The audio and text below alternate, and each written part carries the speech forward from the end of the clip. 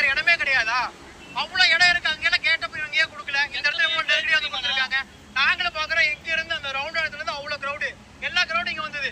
Police நினைச்சா அப்படி எப்படி நிறைய பேருக்கு தடுக்க முடியும். இதே சிஎம் சார் வந்தாருன்னு எவ்வளவு கட்டு